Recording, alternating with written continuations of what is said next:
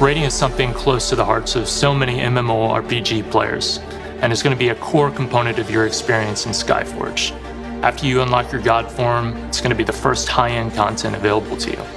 So with a group of 10 friends, you're going to enter some of the most exciting and difficult areas in the Skyforge universe. A typical raid in Skyforge for a strong, experienced group is going to be about an hour in length, and that's a little bit longer than our 5-man content.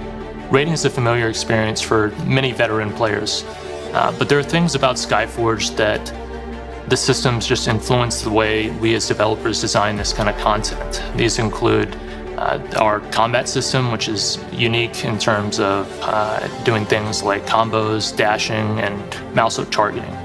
We also have support classes that don't have healing mechanics, and that just makes healing an incredibly valuable commodity. Everybody is responsible for their own health pool.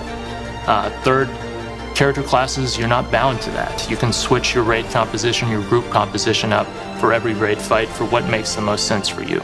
It's here that players must put their full skill set and varied builds into practice, for it is only through this kind of content that some of the best equipment can be obtained. The Mechanoid ship is one of the raids that will be open to players in OBT.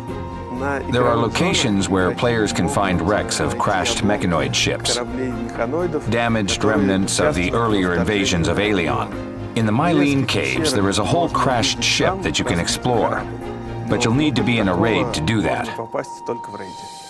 We wanted to create a sense of mystery and wonder for players exploring the interior of this once great Mechanoid ship, an alien beauty that we hope makes people want to stop and look around or take screenshots. The Mechanoid ship is divided into 4 wings. Players start in the Mechanoid wing, and after the first boss they have a choice. Go to the right and continue killing Mechanoids, or go to the left into the area overgrown with Phytonides. When this ship crashed, the wreckage was quickly overgrown with Phytonides.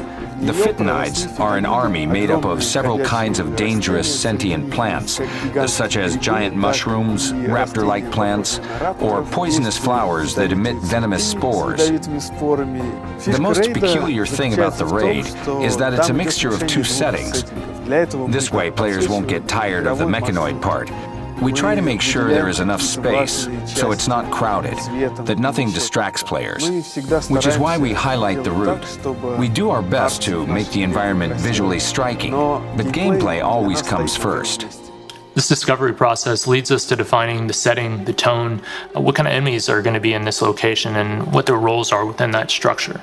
This in turn helps to inspire and guide our direction, our level design, and what kind of mechanics these creatures are actually going to have in this area.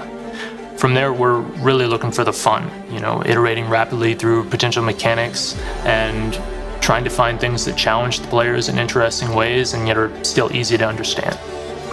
There are 4 bosses in the raid. The first one is a giant droid.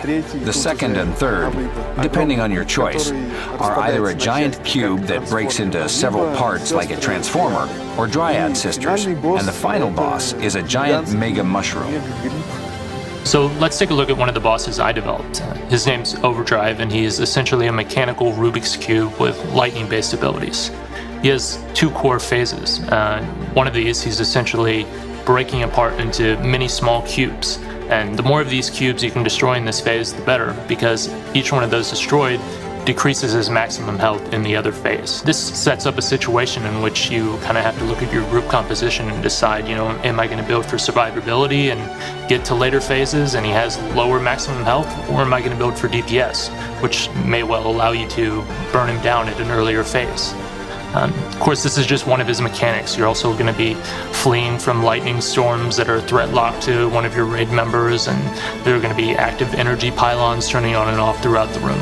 We playtest our raids regularly, gathering feedback and making improvements after every test.